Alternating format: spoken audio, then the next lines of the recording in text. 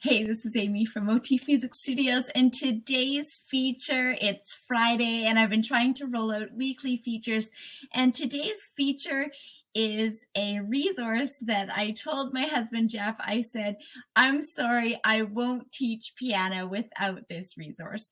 So today I am introducing Supersonics Piano by Daniel McFarlane, and I want to give a shout out to Liz, who is a local Comox Valley teacher here that recommended me this resource first. So thank you, Liz. She's also doing great things in the world of resources and some really great games up on Teachers Pay Teachers. Anyway, so this resource, I said, hun, I can't live without this because it has saved me time.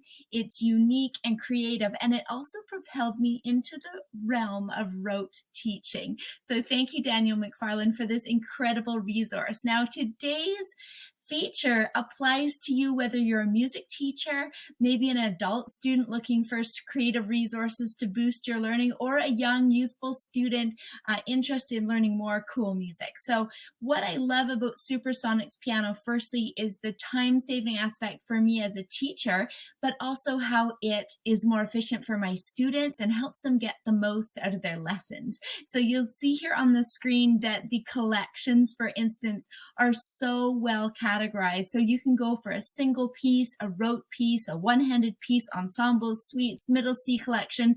Anything you can imagine is here in these categories. I'll just scroll and talk here. I'm usually okay with that. And I love that helps me save so much time. And one of the fun things that I often do with students is like, hey, what mood are you in today? And sometimes we'll have days that we're just in a really hyped mood and they're just like feeling the sunshine vibes, and we'll click on sunshine. And literally you can get weather related or summer seasonal themes here on Supersonics.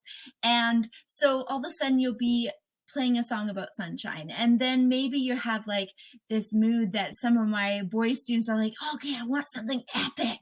And so you can see here that if I click on the 5 best epic solos, not only are they epic, but they're categorized into each category of music you can ever imagine. And it's not just the boys. I have adult students that are like, I want something that's dynamic and contrasting. And I love that no matter what mood you're in, you can find music that suits that with Supersonics.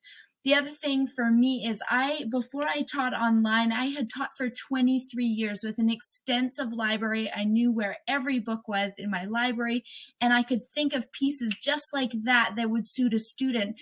So when I went to online teaching 2 years ago, I thought, oh my goodness, I don't have access to just hand a student a book, but I still wanted to honor the contributions of amazing composers doing great things and make sure that they got paid for their work. So when I was recommended to check out Supersonics, I love that I could get the Pro app for being a teacher that gave me a studio license so I could legally share the music that we were doing together. Each student has an account and they can download and print on their side legally, and we really, really love having that option. But something I didn't know till today is that you can actually download this app, and there is tons and tons of free resources there. So if you're a student self-studying or you're a teacher just wanting to see what it's all about, I highly recommend you go to supersonicsplus.com and take a peek of it on the web browser, or you can go straight to wherever you download your apps and download the Supersonics Plus app, and highly recommend that. It's got a really cute little bird icon you can see on the screen, so that will be recognizable. I think his name's Jimmy Jams. I could be wrong, but something reminds me of that. Anyways, the next thing I love is that it's a unique method. The early beginner method that's just been launching in the last couple of years also takes a solfege approach to learning. So that was really unique for me to start off with. So me and have the students actually engage in some of that singing first and the solfege first. So I thought that was really unique, but that's for the younger beginners. And then with the older beginners, I started a bunch of my students in the Quick Start A book. They were 11-year-old, 12-year-old beginners, brand new to piano. And I was nervous because it was a new method to me. And I thought, oh, how's this going to go? But what I loved is that with this method, they use a lot of the keyboard right away. So I found that it produced students who weren't scared to be making sounds high and low on the keyboard. We did lots of the rote pieces, and I'll get into that more. And I saw them develop into really confident, creative musicians using this. And I, of course, love other methods. You can tell from my channel that I use Wonder Keys a lot. I've used Piano Adventures lots in the past. And I really love choosing methods that suit individual students. So you'll see that lots in my teaching, and my suggestions of pieces is really curated. But with Supersonics, I feel like every student of mine has benefited because it's the perfect solution for those moments that we just need a great piano solo. So the next reason that I love this method, it propelled me into rote learning. So for me, I had always taught very traditionally. I had done some neat things with improvising and chording back in my former teaching years, but Supersonics had this rote learning section, and I thought, oh my goodness, this is terrifying.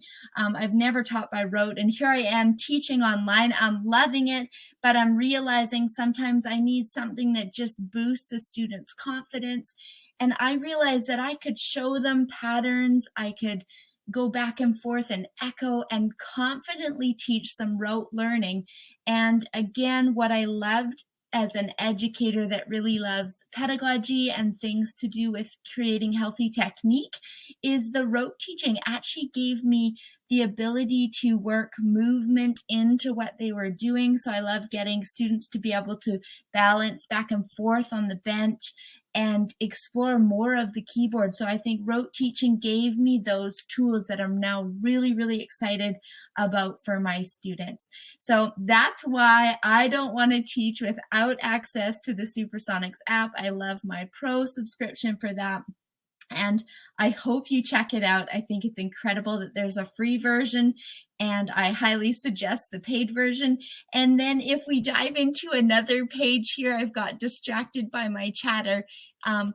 I love that there are also the books, so you can order these on Amazon, and I'll link some of my favorites below. So there is a primer and some of my very favorites too. If we go down, I mentioned the quick start that I started my older beginners with, and I've also used the level 1 and moved them through quite a bit.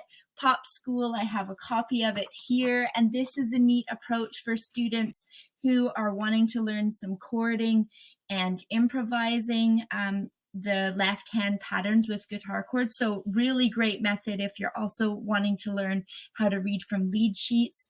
Love that. And then the last thing that I'll mention is before I start, I'm going to play a piece for you called Coconutty, which is so fun and engaging. It's a mixed meter piece by Daniel. And I love his, what's on the screen now is this Supersonic Explorer. So there's collections like Land of the Middle Seas, Castle Escape, Beat the Clock. And these are all collections that follow a certain theme. So with Land of the Middle Seas, it's early to mid elementary, and all of them kind of follow this cool map that you journey into the mist and kind of come on this journey. And you can see here, I can just click on the score. I can bring up a rhythm worksheet. I can have an interactive score or a printable. So we'll pull up the interactive score here. I can notate on this while we're having the lesson, so I can color on the page and circle things. And this one has this really mysterious quality, like it feels like you're going out and it's misty and you're on maybe a pirate ship. So I love the imagination of that. So what I love too about Daniel's music is lots of the pieces do have a fair bit of repetition, but changed and transformed in new ways. So I also thought as an educator, sometimes we push students like rapidly through concepts and we actually don't let them simmer for a long time. So I feel like this method really lets students kind of simmer and enjoy a stage of learning and even sounds within a song. And I found for my students, often it created a bridge to improvising because they could see the way that there was a theme or a little motif in the music and that it was transformed in different ways. And for some of my students, when we did our compositions in March, I always do a composition theme before spring break and just shortly after. And I noticed that they all had that idea of like, creating a theme and then transforming it in special ways. So that's another way that it's impacted creativity and improvising. So again, just one more resource to think about as you play for your own enjoyment, as you are either a student or a teacher looking for creative resources to build into your teaching that save you time and energize your own music making and teaching.